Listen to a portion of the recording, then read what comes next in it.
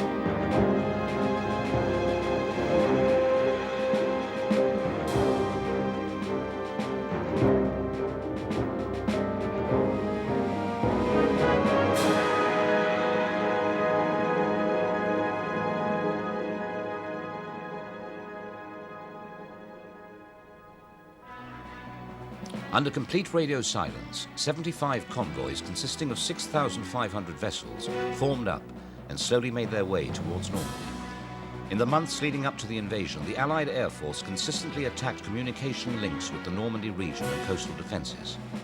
Great care had to be taken not to alert the Germans that this was the intended invasion area.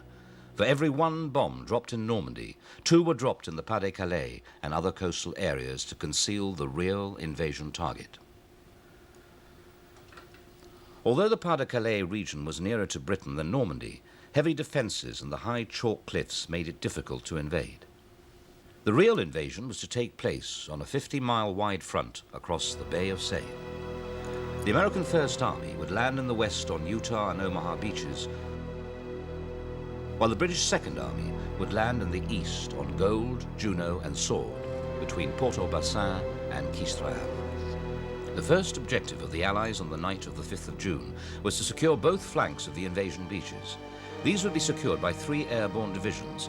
The Americans' 82nd and 101st were to land in the west and seal off the Cherbourg Peninsula. The task of the 6th Airborne Division objective was to seize and hold the east flank of the beachhead northeast of Caen.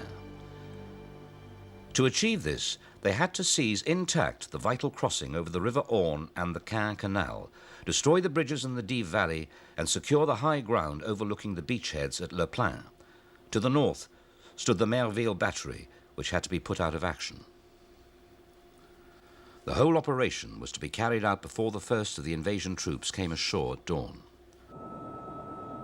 The Caen Canal Bridge, later to be renamed Pegasus, was captured by D Company of the 2nd Battalion Oxford and Buckingham Light Infantry. It was vital to capture the bridge intact in order to prevent German reinforcements reaching the invasion beaches. The original Pegasus Bridge occupied this site until autumn 1993, still displaying the scars of battle. The Gondry Café became the first establishment in France to be liberated by the Allies. Today, it provides a meeting place for old comrades. We were loaded onto trucks, all covered over, all covered in. Didn't know where we were going, and nothing else about it. We got to Tarrant Rushton. The commander says, all of you, blacken your faces. Stuff was handed out to blacken the faces. When we arrived, there was 6 Halifaxes and 6 gliders on the runways waiting to take off. We wandered around, chatted with our mates, made a few goodbyes, you know. The atmosphere to me, it was strange. It was as though, although I was there, I was sort of not involved in it.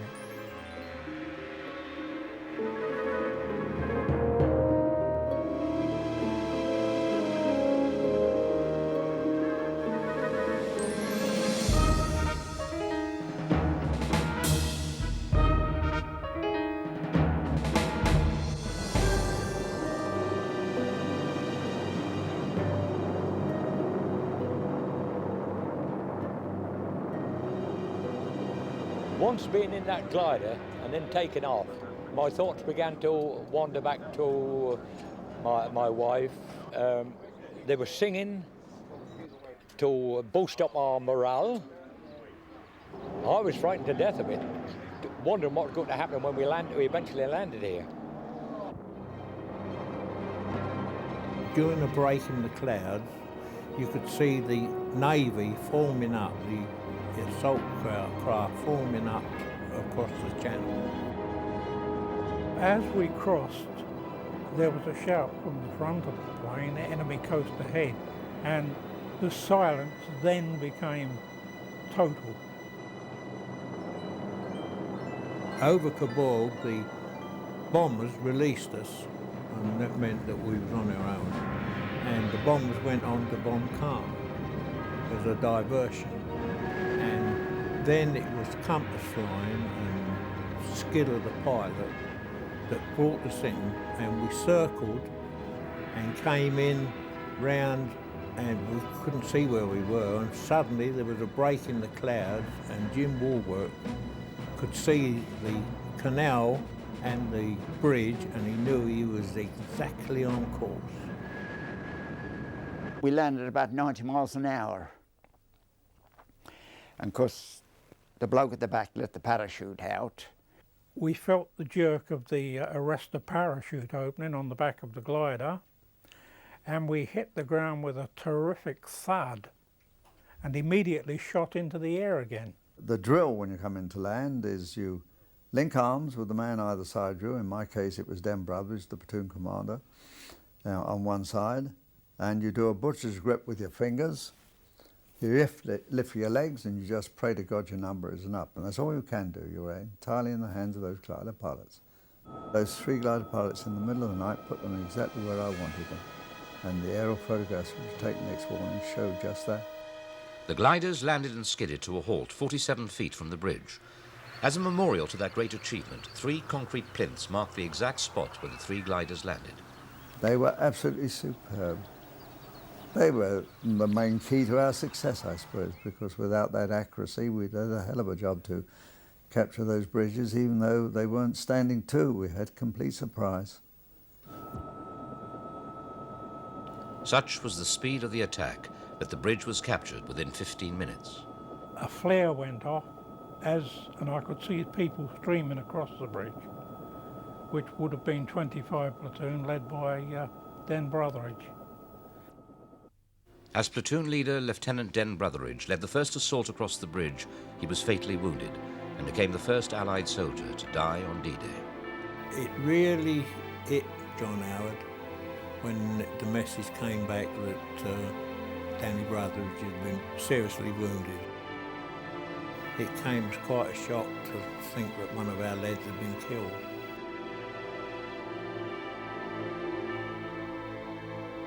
With both the canal and the River Orne Bridge firmly in their control, the time came for Corporal Ted Tappenden to send out the success codes to the 5th Airborne Brigade, which was making its way to the bridge to act as a reinforcement.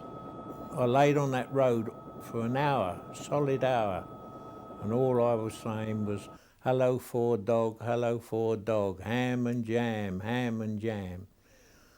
In the end, I got so fed up with saying it, I said, "Hello, Ford dog, ham and jam, ham and bloody jam, what the hell don't you answer?"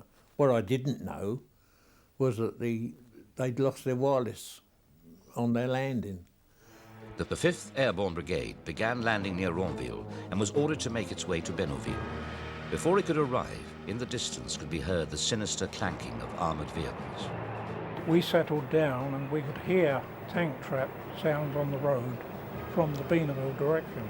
Sergeant Thornton took the Piat and went up to the crossroads, and he hadn't been there very long when they heard tanks. The first tank started rolling very, very slowly down the road. So I thought to myself, well, I'll have to let him come as near as I possibly can.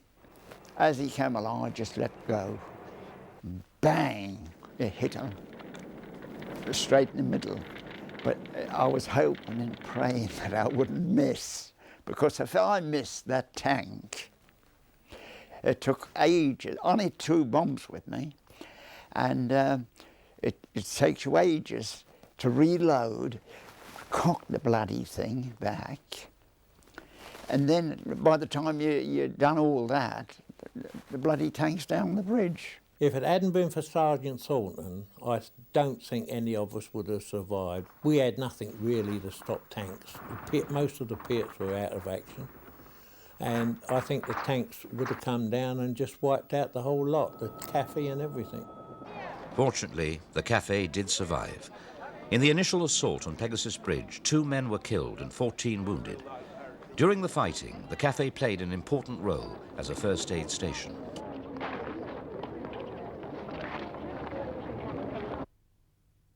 The success of Major John Howard and his men in capturing the bridges in the first half hour of D-Day prevented German armoured divisions moving in from the east and attacking the invasion beaches. Every year, on the eve of the 6th of June, the survivors come to pay homage to fallen comrades and reflect on past memories. And as I promised, the sound the parachutists heard as they dropped, telling them that the bridges had been captured, correct, was this, the Victory V.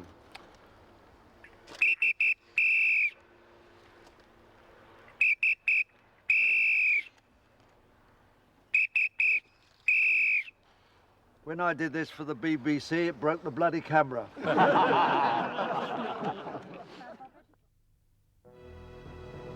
Within half an hour of the bridges across the Caen Canal and the Orne being secured, the 5th Parachute Brigade began landing near Ronville. They were ordered to meet up with Major Howard's troops and reinforce them.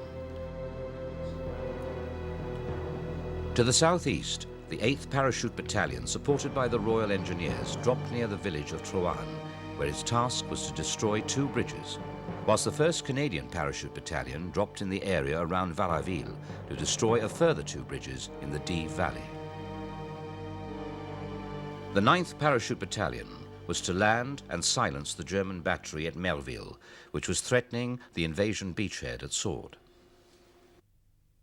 Throughout the night, the various elements of the 6th Airborne Division took off towards the coast of Normandy.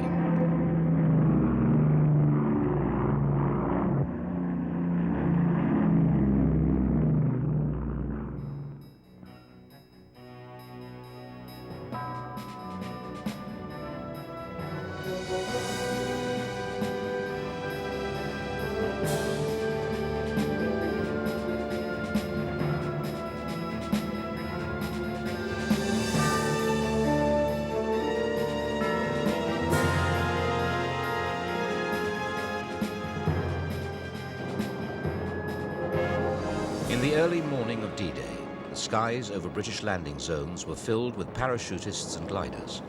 Up to 250 aircraft would be dropping troops in the area at the same time. Such was the congestion that several Dakotas nearly collided with each other.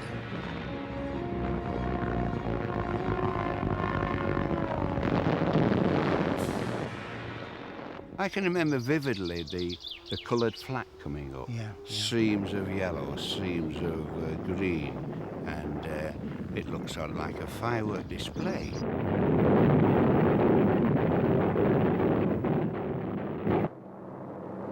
A lot were getting hit because they were dropping at 800 feet. Well, even near almost a pistol shot would hit the aircraft. The experience of dropping into enemy-occupied territory at night could be a terrifying ordeal. As I came out of the aircraft, I had to lower a rubber dinghy in a kit bag that was strapped to my leg, which was to be used to cross the 2 water obstacles. That was the River Orne and the Orne Canal. I heard the kit bag hit the ground with a thump, and I knew then I got just 20 feet to go. And of course my landing actually followed almost immediately. Released myself from the parachute harness, and then stood up, and for the first full minute I was violently sick. And I hit the deck, and I was the only one there. I don't know where the others had gone. And I could hear the lead and the hack flying around. Yeah. And then I looked up, and there's a massive big white horse there. And being born and bred in Manchester, and not with 5 miles of a horse, yeah. I thought, how the hell do I get past this thing? Yeah. And that occupied me in the middle of the battlefield. At 03:30 hours, gliders began landing men and equipment in the vicinity of Ronville. 49 out of 72 gliders scheduled to land arrived successfully. Others were not so lucky and either landed wide of their targets or fell victim to Rommel's asparagus and crash-landed. Much of the equipment lost in the landings was later captured by the Germans. Other gliders had the misfortune to land directly in front of German artillery. At the end of D-Day, out of 16,000 airborne troops which had landed, 4,500 were either killed, wounded, or taken prisoner. By the evening of June the 6th, the 6th Airborne Division had gained all their objectives and were firmly established on the eastern flank of the River Orne. Local German garrisons acted immediately and did not take long to react to the surprise of the airborne landings. In the days that followed, the 13th Parachute Battalion was engaged by the 12th Panzer Grenadier Regiment.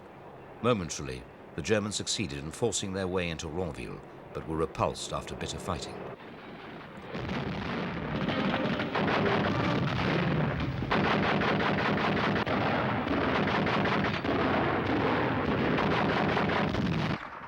During the fighting, isolated pockets of Paro were captured. One such victim was Private Frank Gleason.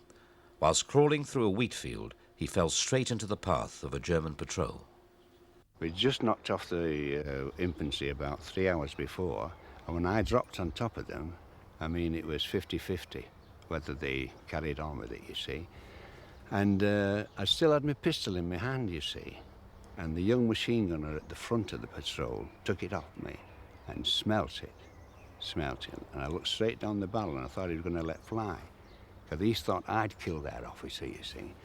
So they searched me, took my tin of chocolate off me, and I was sitting there, and suddenly, right across the neck, a bullet flew. And the German that was sitting here on the side, the bullet went in here and turned his eye around, and I thought, well, if they didn't shoot me then, they're going to shoot me now. So I pulled a field dressing bandage out of my pocket, and I looked at the corporal, the German corporal, to see if he'd let me put it on his face, and the German corporal said, leave him, he's finished. The Melville Battery stands little more than 2 kilometers from the mouth of the River Orne near the coastal resort of Kabul. From this position were thought to be sighted 4 100mm caliber guns. The lives of many thousands of troops coming ashore on the morning of June the 6th, 1944, depended upon those guns being put out of action. Melville Battery was a must. It was one of 2 key operations in the whole of the invasion, the other being Pegasus Bridge. It had to be silenced at all costs. It was the responsibility of 29-year-old Lieutenant Colonel Otway, commanding officer of the 9th Parachute Regiment, to plan the assault. When I was given the task of capturing the Melville Battery early in 1944, I realized it was going to be a very complicated operation and a very tough one. We were jumping over the Atlantic Wall in order to land outside another fortress. And we were going to drop and move up to the attack at night. So I determined that every single man, from the most senior officer down to the youngest and junior private, must know exactly what he and everybody else was doing. With the use of air photographs and models, I decided to construct a replica of the battery over ground as similar as possible to what we could see on the air photographs. And the staff found a place at Inkpen in Berkshire where there's an 800-foot hill so that we could use live ammunition. With the help of the Royal Engineers, we constructed the approach as near as possible. That is to say, if there was a ditch on the photograph, it wasn't in Berkshire, we made the ditch. If there was a stile, we made the stile. And we rehearsed that operation 9 times. And then when we went into the transit camp, where we were there for 10 days, locked up inside before we took off, they went through the whole thing again on models and aircraft. I was concerned about security, because obviously if there had been any breach, it would have been disastrous. So I asked if I could have 12 RAFs, Women's Royal Air Force, in civilian clothes, glamorous, beautiful, attractive girls. And I gave the battalion 24 hours leave to go into Newbury and sent these girls in there. And I told them before they went that they could use any means at all at their disposal to try and get the troops to tell them something about what was going on. And I left the any means to their decision. The result was, whatever means they used or did not use, they didn't get any single thing out of the troops. I never inquired what means they used. On the evening of the 5th of June, the Dakotas of No. 46 Group carrying the assault team made their way towards Normandy.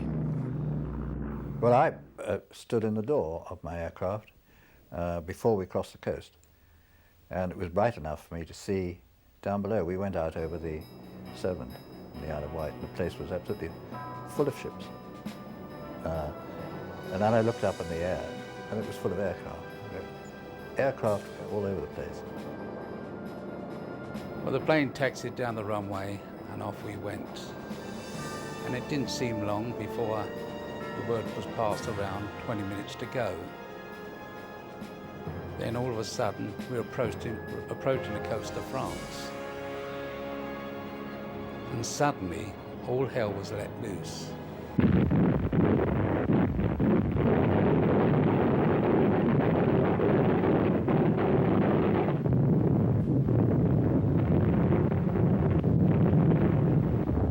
When I jumped, I had the clear impression that a shell had exploded near the tail of the aircraft, because I didn't really jump, I was thrown out of the aircraft, thank goodness, because the decision was taken away from me. There were incendiary bullets coming up at me and actually going through my chute, which was rather disturbing. In fact, I was bloody angry about it, and I've been quoted as being, I think somebody quoted it as, apparently I said it was bloody impertinence or something.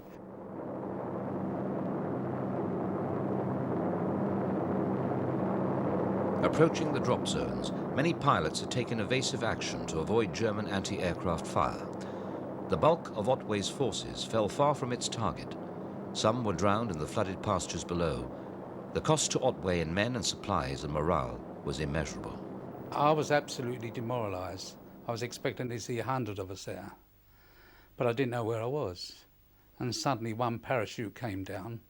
I was absolutely shattered. 100 all ranks out of 700 that we'd taken off with.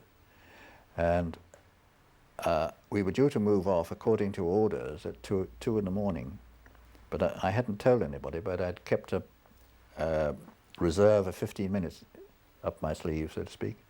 So I waited those 15 minutes, and another 50 men came in, and that was it. That was all I had, 150 all ranks. And I had 20 Bangdell torpedoes out of 60, one radio set which didn't work, and I later discovered I had no mine detectors, no tapes, and I had one Vickers machine gun out of 6. I had no mortars. In fact, I had really damn all, except a good bunch of men. Many of Otway's men had perished in pastures deliberately flooded by the Germans. Once they got into that water, which had a base of sucking mud, because I was wading through it myself, and I know that, they hadn't got a hope in hell of getting out. They couldn't pull themselves out. Another man and myself tried, when we were crossing there, to get 2 or 3 of them out. It was horrible. We couldn't get them out. And they drowned in front of us. Despite the heavy losses of men and equipment, Colonel Otway and his men courageously pressed on with their attack. Surrounded by layers of barbed wire, anti-tank ditches and minefields, the battery formed a veritable fortress. Housed within each of the 4 casements were thought to be 100mm heavy guns, similar to those at Lunge, capable of bringing down devastating fire on the troops landing on the beachheads. The plan was bold. 3 gliders were to land within the confines of the battery as the assault team blew gaps in the wire. They had no mine detectors and they had no tapes. They'd gone astray. They cut the cattle wire fence and they crawled through on their hands and knees, feeling for the mines and putting them out of action with their hands. They then about turned and sat with their back to the wire and slid along on their bottoms, making paths by dragging their heels through the earth for us to go through, which I think was an extraordinary thing to do and sheer cold-blooded bravery. The assault team waited for the first of the 3 gliders to arrive. I had no mortars with which to fire flares to illuminate the battery for the gliders. The first glider circled, he couldn't see anything, and he went off eastwards and landed somewhere between Merville and Coburg. The second glider came over, he also circled, and landed in an orchard a couple of 100 yards behind us on fire. He'd been hit by incendiary bullets from the battery. With the planned glider assault having failed, the ground forces began their attack. I gave the order to go in. I shouted, in fact, get in, get in. And they went in, yelling their heads off. I was shouting, bastards, bastards, bastards, and zigzagging down, and the ground was uneven, which might save your life. On my left, I momentarily heard shouts of mines, mines, mines, and explosions. The first men to go in that hit the apron fence, which is a barbed wire fence made like that, fell down on their face on top of it, and the others used them as a bridge going over, and then they got up and followed them. We carried on firing, and there was crossfire. It was like running a gauntlet. You were lucky or not lucky. And suddenly, I reached the rear of the gun, and we threw a couple of grenades in there, and the Germans pushed each other out, shouting, Rusky, Rusky, Rusky.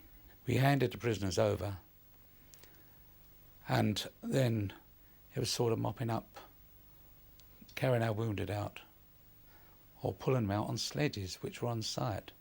I didn't know what these sledges were there for, and I later learned they were there for carting ammunition. We'd gone in with 150, we came out with 75 on our feet only. The remainder were dead or wounded. Although the Germans reoccupied the position later on D-Day, such was the damage to the guns that their firepower was reduced to a trickle. Many thousands of lives were saved as a result of Otway's actions and the men under his command. The majority of those killed from the 6th Airborne Division lay buried in Ronville Cemetery. Private Eddie Gurney of the 7th Parachute Battalion, who landed here on D-Day, returns every year to pay his respects to fallen comrades and reflects on a story of a very different kind. One of the people that had was the dog handler for the 9th Parachute Battalion was a certain Emile Courtil, who was more or less pressed into being a dog handler because he'd been caught poaching in England, or so the story goes. And when he was put on the charge and brought before the commanding officer, he was given a lighter sentence, providing he volunteered to be a dog handler. Unfortunately, on D-Day, they were dropped astray, and they were trying to make their way back to the Merville Battery, and when they saw a quantity of aeroplanes coming in quite low, and as they got nearer, they recognised them as British planes. They waved to them, Unfortunately, they were in the wrong place, and the Air Force had instructions to machine gun anything that moved in that area. And Emil Courtil and his dog, with other members of the 9th Parachute Battalion, were killed.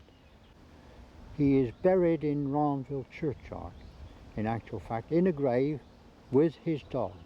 And on the base of his headstone, he has an inscription to that effect.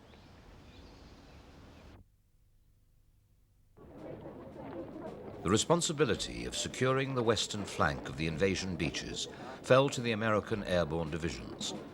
Late on the afternoon of the 5th of June, on the eve of D-Day, General Eisenhower visited the men of the 101st Airborne, based at Greenham Common near Newbury. He felt an almost personal responsibility for the fate of these men. Eisenhower was not expecting this American airdrop to be easy. He was to be proved right. Soldiers to whom he chatted could see this concern on his face. Their mission was to be the biggest airborne operation ever mounted. 13,000 heavy-laden paratroopers and glider troops from the 101st and 82nd Airborne Divisions began setting out that night from airfields scattered throughout England. For many, these were their last peaceful moments before that dangerous night drop onto enemy-occupied territory.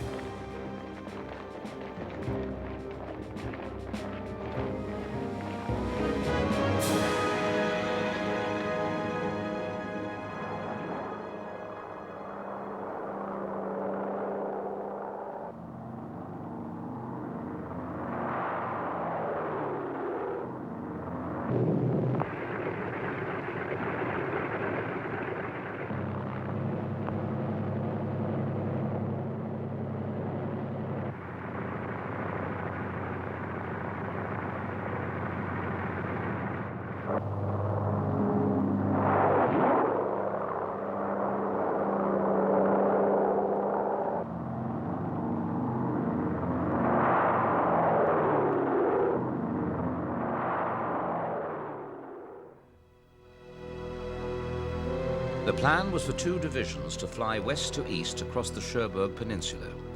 3 regiments of the 82nd Division were to drop west of the main road between Cherbourg and Carentan. The objective was to seize the river crossings on the Merderet River and capture Saint-Mère-Église. Simultaneously, 2 regiments of the 101st would drop between the main road and the sea and secure the 4 narrow causeways leading from Utah Beach.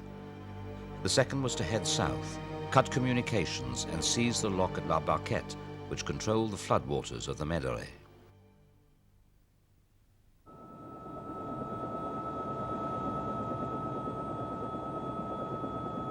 The small market town of Saint-Mère-Église was at the core of the whole American drop. It stood on the main road from Cherbourg, which ran through the center of the town. The capture of Saint-Mère-Église was vital in order to prevent German reinforcements reaching the western flank of the American beachhead and the narrow exit roads leading from Utah Beach.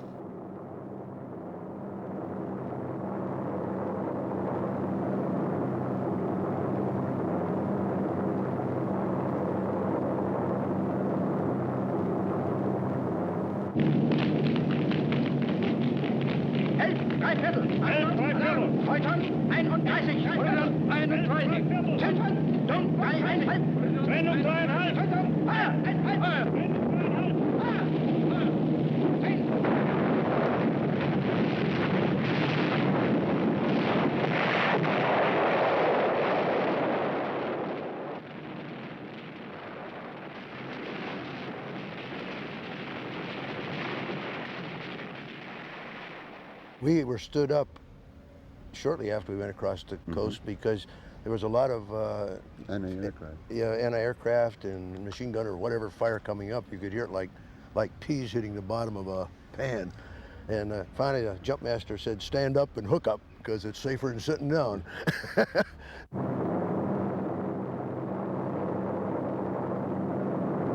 I think I jumped about 300 feet. Right. So I was still oscillating in my chute when I hit the ground, and I broke my ankle.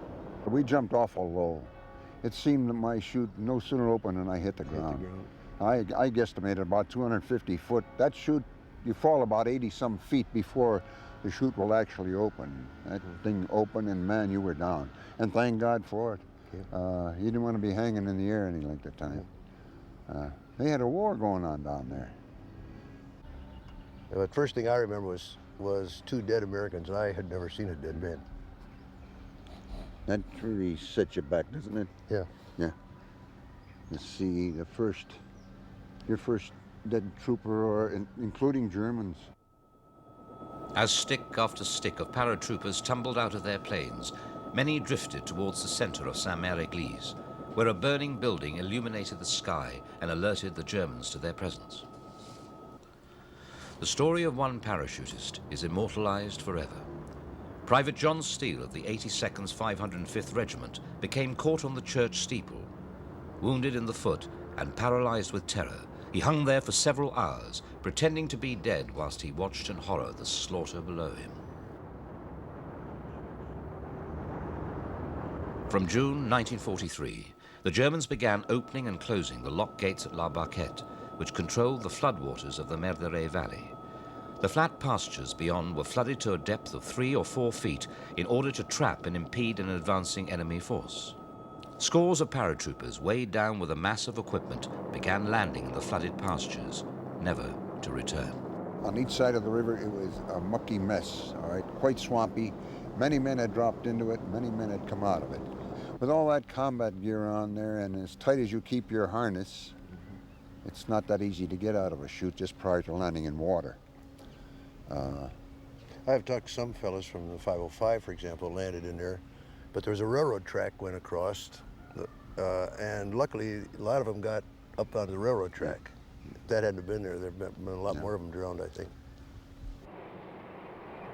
Saint-Mère-Église was successfully captured by 350 men of the 505th Parachute Infantry. The assault team infiltrated the town using only knives and grenades. Any small arms fire they heard was to be considered as hostile. By 0930 hours AM on D-Day, it was firmly under American control and became the first town in France to be liberated. Derived from the successful DC-3 airline, the C-47 Skytrain, nicknamed the Dakota by the British, was the workhorse of the United States 9th Troop Carrier Command. Powered by 2 1200 horsepower Pratt & Whitney engines, it was capable of flying over a range of 1,500 miles and could carry 27 assault troops. The C-47 was one of the most important transport aircraft of World War II. Many can be seen flying throughout the world today. 1,400 were located in the UK prior to D-Day. They were equipped with tow hooks, which enabled them to haul Waco gliders across the English Channel.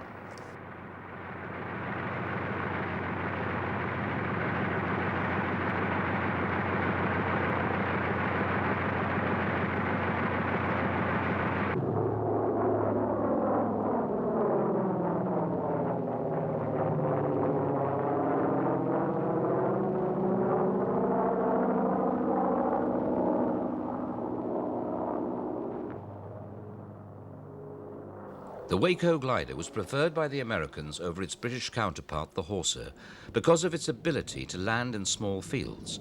Nearly 14,000 were built by a consortium of 16 manufacturers. The cockpit was equipped with elementary controls, whilst the rest of the glider was built of canvas and plywood around a tubular steel frame. The Waco was capable of carrying 15 troops or a small jeep.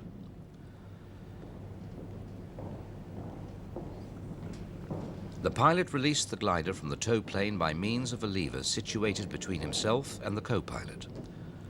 Once released from the tow plane, the glider went into a steep dive. There was nothing the troops could do except brace themselves for the impact of landing, as this training film shows.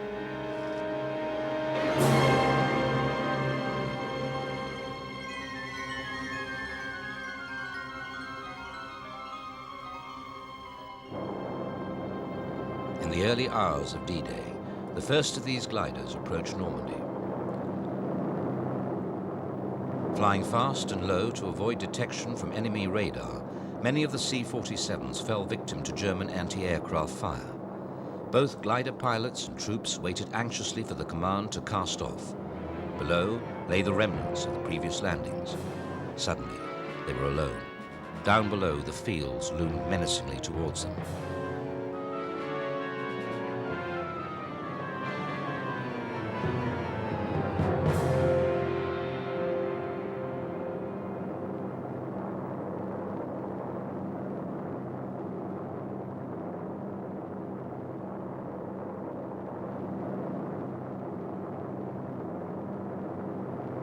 Many gliders crash-landed, killing their occupants, a fate suffered by all too many glider-borne troops. Nearly 300 pilots and troopers were to become casualties as a result. General Pratt, the first American general to die on D-Day, was crushed in the cockpit of his glider when it crashed. Throughout Normandy, the Allies dropped dummy parachutists called Rupert. On hitting the ground, they set off firecrackers whose sound resembled small arms fire. From a distance, they could easily be confused with the real thing. These sightings, together with reports of the scattered landings, helped confuse the Germans as to the true objective of the landings. Between the two American beaches of Utah and Omaha, Pointe du Hoc protrudes aggressively into the English Channel. In the months leading up to D-Day, Allied intelligence reported the appearance of 6 mobile 155mm artillery guns at the top of these 100-foot cliffs. On the very tip of Pointe du Hoc stands a solid observation bunker from which German artillery officers could direct firepower of the guns behind.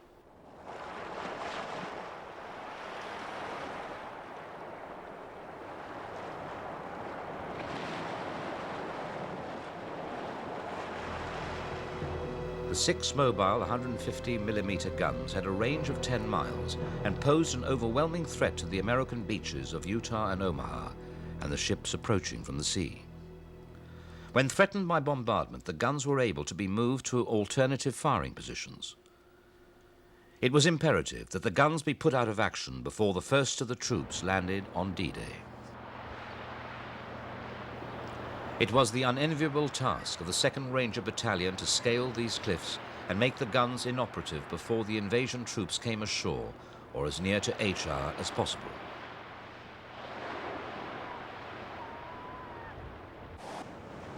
The Rangers trained in Britain with the help of the Royal Marine Commandos. It soon became apparent how difficult and dangerous was the task that lay ahead of them.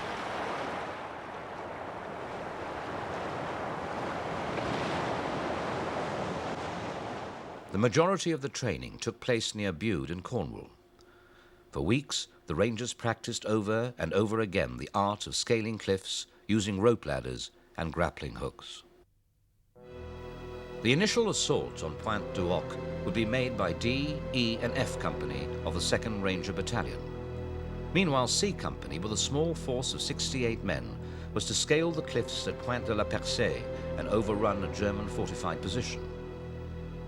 If the assault on Pointe du Hoc failed or was delayed, A and B Company of the 2nd Ranger Battalion would land together with the 5th Ranger Battalion on Omaha Beach and fight their way towards Pointe du Hoc. At 04:30 hours, from the transport ships 11 miles off the coast, the Rangers embarked into LCAs and made their tortuous 2-hour journey through rough seas towards the shores of Normandy. A navigational error found the Rangers making for Pointe de la Percée nearly 3 miles further down the coast. By now, the element of surprise had been lost, and the Germans were waiting for the Rangers to attempt a landing.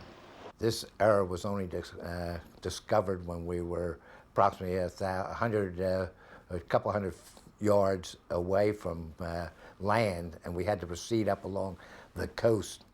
And while going up along the coast, we had Germans firing at us.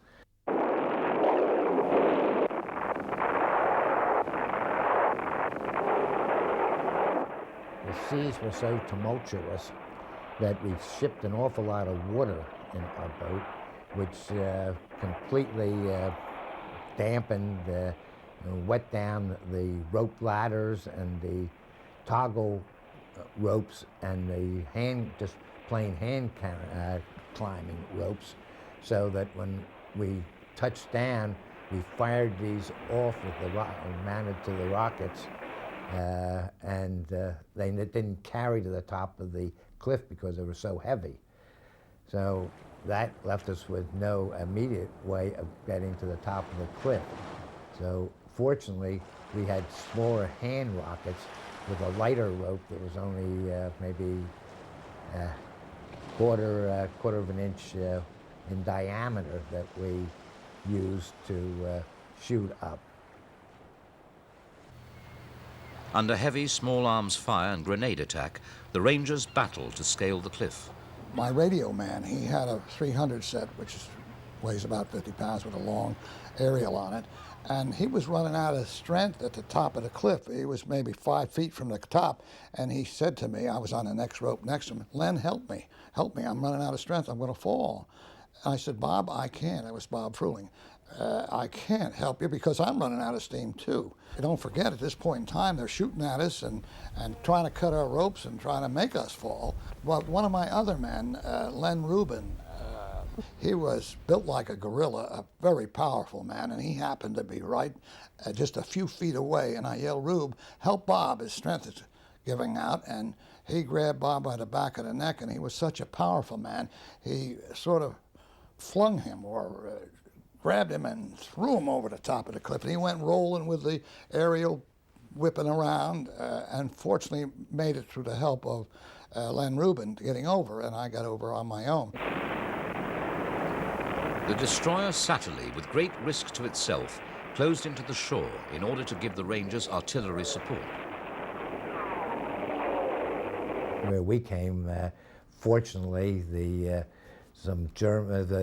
bombardments had from sea and air had caused a lot of the side of the cliff to collapse, and there were mounds of dirt and rock and so on that lessened the sheerness of the cliff. It looked like the moon surface up there with thousands of craters. The only safety we had in crossing the point was jumping and running into one shell crater and coming out of that into another, because it happened so fast they couldn't sight us and fire on us that fast to hit us. So we knew then that speed was another part of our safety as we aggressively ran through there, or fought our way through that line of resistance at the top of the cliff. You remember, this mission, there was 225 men were initially committed. Only 180 of them got to the top of the cliff. Having overrun the German positions, the Rangers soon discovered that the guns they fought so hard to destroy were missing. In their place were telegraph poles disguised to look like heavy guns. No one ever anticipated that we would not find guns on the top of Point de Hoc. All our preparation and intelligence told us there were 6 of them up there. There wasn't one of them up there. The Rangers quickly recovered from their surprise of not finding the guns, and then proceeded with their second objective, which was to form a roadblock across the narrow coastal road leading to Omaha Beach. Knowing that the guns must be sighted nearby, Acting Platoon Leader First Sergeant Len Lamell and Staff Sergeant Jack Coombs set off on a probing mission. Len came over to me and he said to me, Jack, he said, those guns have to be around here somewhere.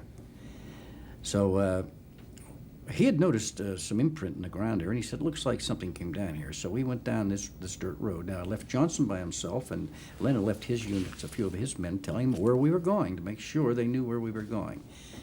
And walking down this road, giving each other cover, I heard Len say, there are the guns. Now, he had prefaced this with a little profanity, which sounded real good at the time. He said, there are the guns. They were camouflaged. I didn't see them. From where I was standing, and I said, where? He said, we're here. We kept looking and peering over from here to there, and finally, suddenly, when it was my turn, lo and behold, there are the guns. I looked over this hedgerow. Jack was covering me with his submachine gun, and there are 5 coastal guns, mobile coastal guns, very large artillery pieces. Those 5 guns, capable of firing for 14 mile, would have decimated the ships and the manpower on any beach it fired upon. The barrels were raised in a firing position toward Utah Beach.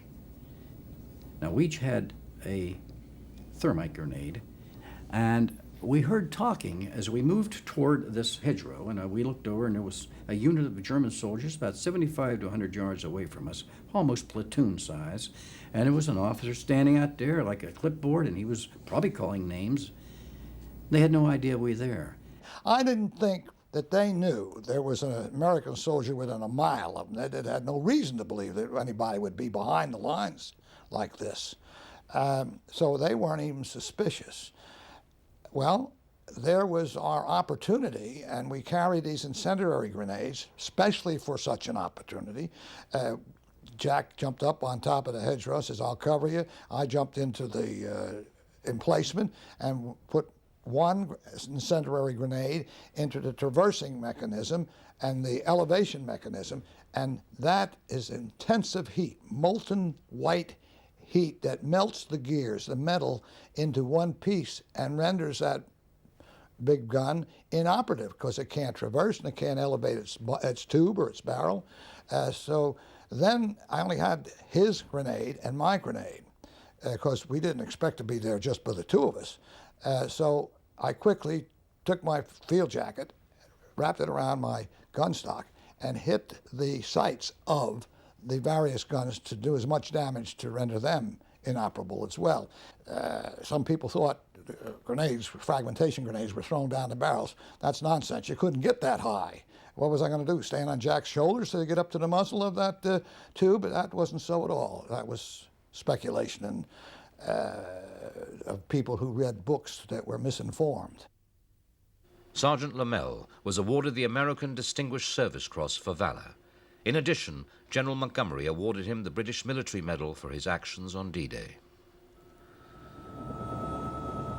For 2.5 days, the Rangers successfully fought off repeated German counterattacks and clung desperately to maintain the roadblock at the Pointe du Hoc.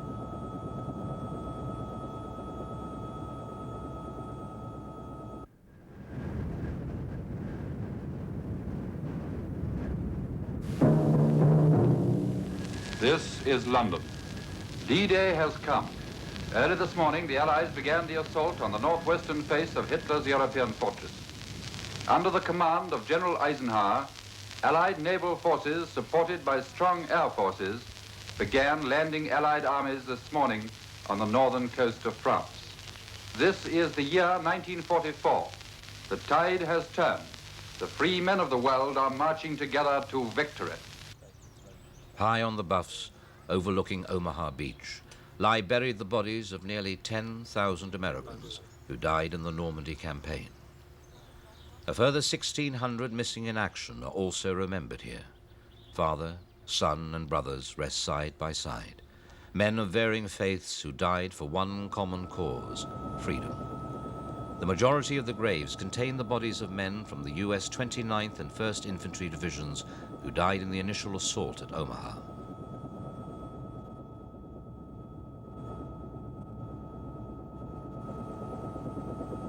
On the way in, we passed the U.S. battleship Texas, the U.S. ship Texas. And she was standing broadside to the beach, and she fired all those guns at one instant. And the sky just lit up. It was still dark. And the sky just lit up. And you could see the ship roll over from the recoil, from the explosions of those big shells leaving the guns. It was very comforting for us because we didn't think anything could exist after those big shells were raking the beach. That was a nice thing to see. Low cloud and dust from bombing obscured the German positions. Most of the artillery barrage from the ships at sea fell short. It may have seemed a comforting sight, but it had achieved little to add to their protection. In the morning, we got over here and it was probably 5:30 or 6 o'clock, and we were way out there and we could see the planes, fighter planes were just strafing the beach along here, and all you could see was smoke. We were the first American boat to land on Omaha Beach. And the reason I know we were the first one is because we were the flagship. And there was 36 LCTs in our flotilla. And I think when, the best I remember, at the end of the day, we had 15 still operating, and some of those were crippled. In fact, we were crippled. And it's an emotional thing.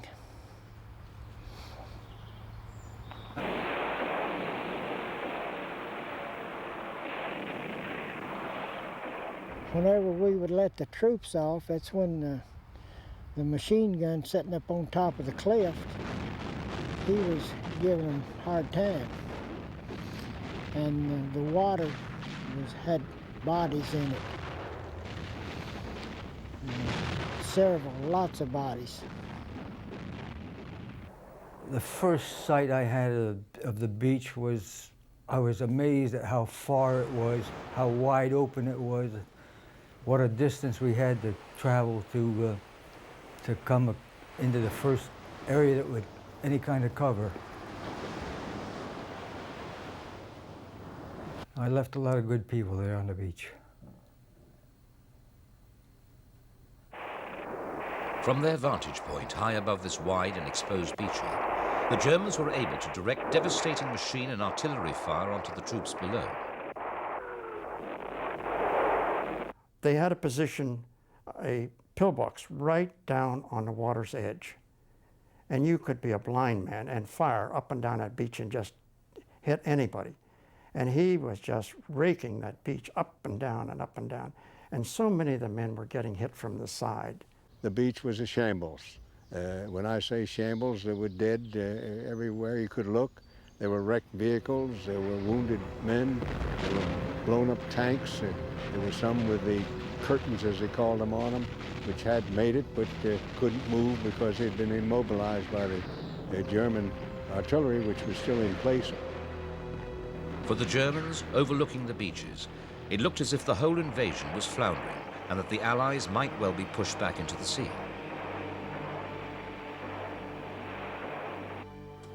General Bradley, the commander of the American forces, at one point considered abandoning the beaches and moving follow-up troops to the British sector. The Americans had refused the support of specialized British Army. Of 27 tanks launched in support of the 116th Infantry Regiment, only 5 made it to the beach. The rest sank in the heavy swell.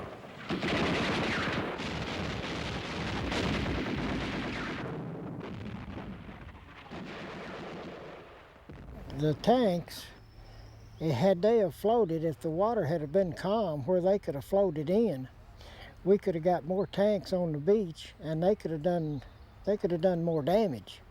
Because I think the tanks could have took the machine gun nest out that was up on the cliff. On the west side of Omaha Beach lies Pointe de la Percée, where the Germans had a fortified position overlooking the beachhead. Lieutenant Sid Salomon of C Company of the 2nd Ranger Battalion was designated to lead a company of men to scale the 100-foot cliffs under fire and knock out the German positions. Now that beach was about 25 yards wide to the base of the cliff that we were to climb. I hadn't gone probably 10 yards and a mortar shell landed directly behind me and killed or wounded almost all the men of my mortar section. And the shrapnel hit me in the back with enough force to send me flat on my face in the sand. Now, as I look back, those who couldn't get up on their feet again, if they tried, they were mowed down again by the automatic weapons fire of the machine gun from the top. Now, there were 39 men in my landing craft. When I got up on the top, there were 9 of us. Despite heavy losses, the Rangers succeeded in capturing the German position. The 2nd and 5th Ranger Battalions had landed on Dog Green Sector, one of the most heavily defended areas. Together, they were able to lend their weight behind the advance off the beach. There were men laying in the water, hiding behind a tetrahydra, trying to escape from the fire. These men were from the 29th Division. They did not rush the beach, and they were getting killed in the water from the effect of the artillery shells, not hitting them, but bursting in the water near them where it ruptures your insides. There was no troops off the beach.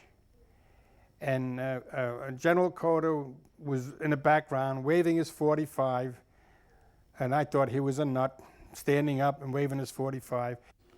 Major General Norman Cota of the 29th Division had arrived on the beach at 0730 hours. He immediately began moving among the tangle of infantry, pushing officers and urging men forward to break the deadlock. I heard a voice behind me say, "What's holding you up, soldier?" I didn't turn around. I just said it beats the shit out of me. And it turned out to be the general from the 29th Division.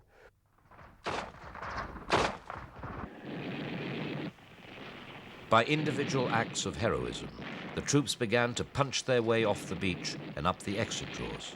When we left the beach, we came under very heavy shelling at that point.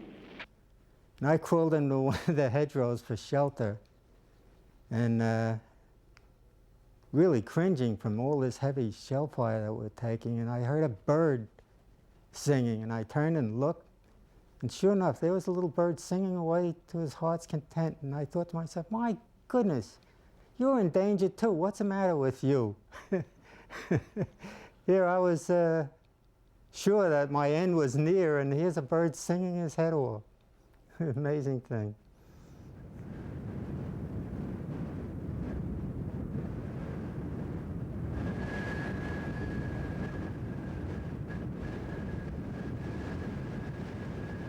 Prevailing westerly winds and the passage of time have all but eroded the scars of battle on Utah Beach. It was here that the first of the 3 million invasion troops waded ashore.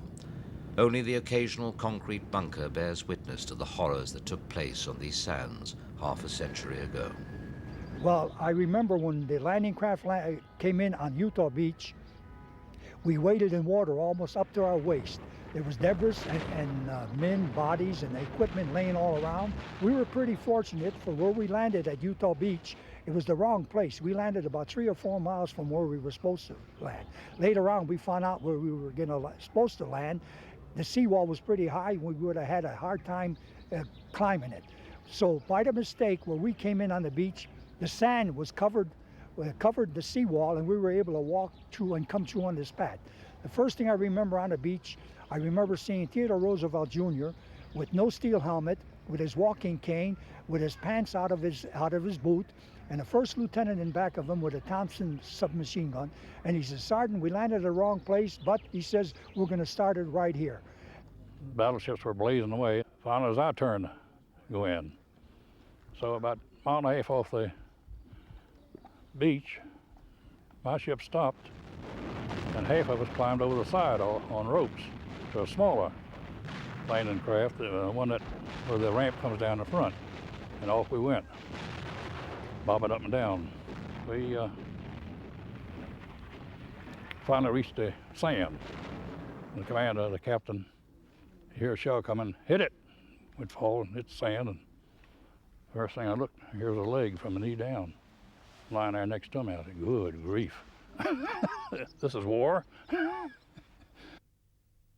At the end of the day, the beach was clear and ready to receive more reinforcements. Although the relief column to beleaguered paratroops in Saint-Mère-Église had still to get through, the 4 causeways were secure and the big guns silent. The area was smaller than planned, but was stronger and better organized than might have been expected.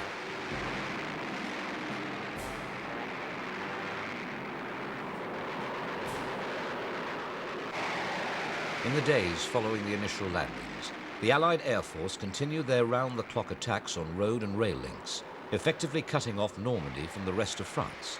The Hawker Typhoon, armed with 8 50-pound rockets, bore the brunt of the RAF's low-level ground attack against the retreating Germans.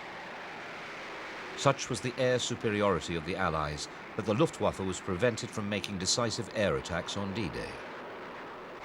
One exception was a brief strafing attack on Sword Beach by 2 Fokker-Wulf 190s.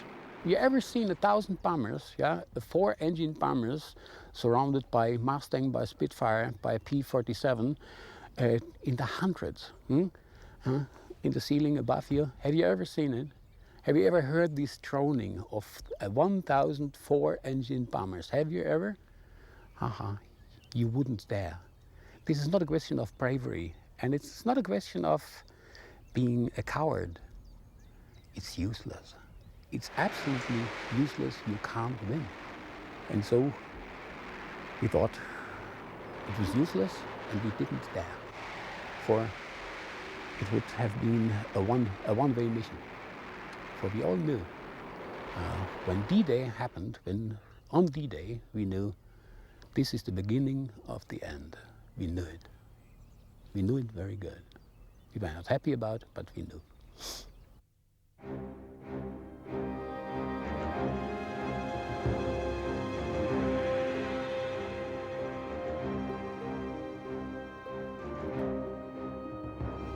On the cliffs overlooking Gold Beach stood the German battery at Lunge. The position had been bombed incessantly by the RAF with little effect. At 05:45 hours on D-Day, it was engaged by the Royal Navy.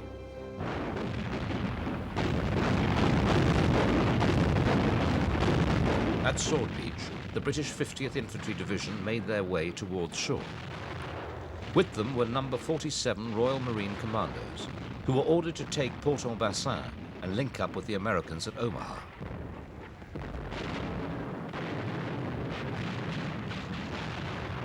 Whilst casualties were not as high as those experienced by the Americans, machine gun positions firing along the length of the beach claimed many lives. As you looked at these poor blokes going ashore, you would see them falling. In fact, you would see one fall, and the stretcher bearer, in this case, came back to pick them up, and he too fell. I mean, you've got all that sort of thing, obviously. People falling as they went up the beach, others being dragged up wounded, and so on. But they did make the beachhead, you see. They did make the top of the beach. You were obviously a part of it, but I felt very much safer on board my ship. The 3rd Canadian Infantry Division landed at Juno Beach. In the first mad rush for the shore, pieces of wood from exploding landing craft showered the troops sheltering amongst the breakwater.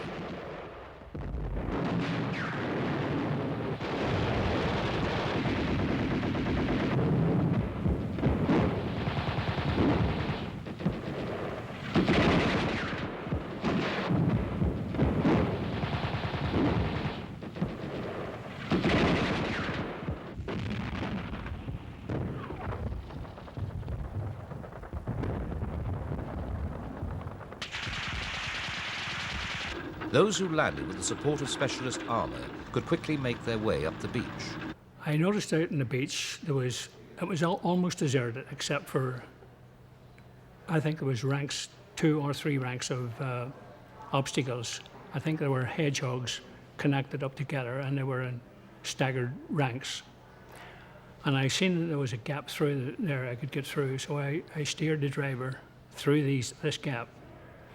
And I was told previously that if I should see a wall, I was to flail up to this wall to allow the Churchill coming in behind us with a bridge on it to drop the bridge onto the wall. An array of specialised armour was successfully used throughout all the British beaches. Soon the Canadians were pushing their way inland and into open countryside.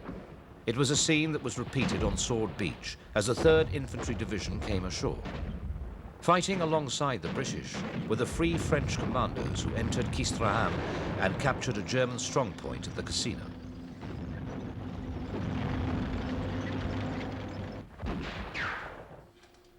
The only VC won on D-Day was awarded to Sergeant Major Stanley Hollis of D Company, of the 6th Green Howards, who landed at Gold Beach.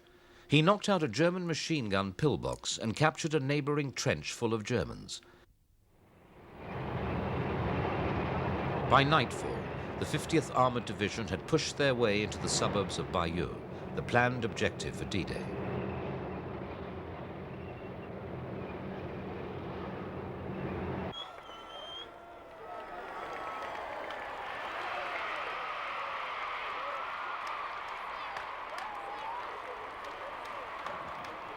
On June the 7th, Bayeux was liberated to the delight of the inhabitants, but not everyone was as exhilarated. When I hear of these villages that we went through, with people coming out and cheering, Well, I never saw anybody cheering. We were met with a sort of sullen silence. But looking back on it, I can understand why. A lot of them were farmers. There was their cows dead in the field, their crops crisscrossed by tanks, you know. And while Jerry was there, they was able to go and get on with their farming. With the Atlantic Wall breached, the British began pushing their way deeper into enemy-held territory. Rommel's plan to halt the invasion of the beaches had failed, though the Allies knew they had to sustain their build-up before the Germans counterattacked.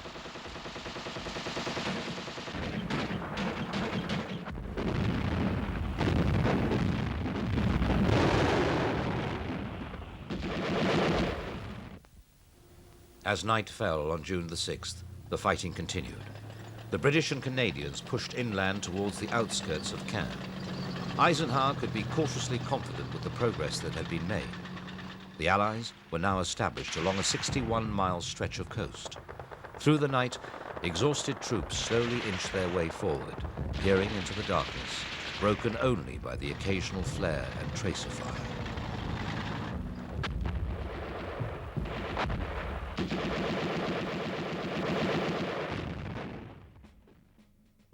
Although the Allies had not achieved all their planned objectives, overall the day could be considered a success.